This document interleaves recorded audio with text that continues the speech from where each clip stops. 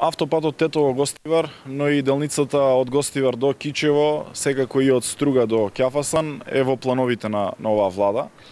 Во моментот во јавното претпријатие за државни патишта имаме постапка за избор на консултантска куќа, која што доколку биде избрана ќе влезе во постапка на преговори со Бехтел за реализација на дел од овие делници кои што се донесени со закон во собранието.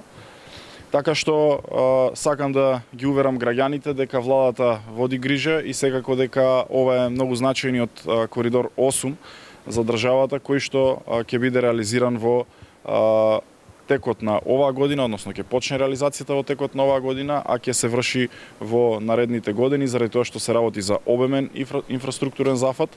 Секако овде и делницата од Прилеп до Битола, тоа е коридорот 10D.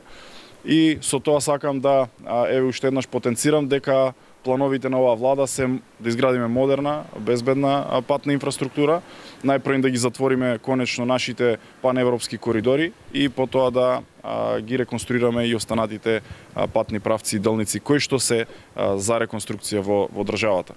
Така што уште еднаш би сакал да го истакнам значењето на овој коридор.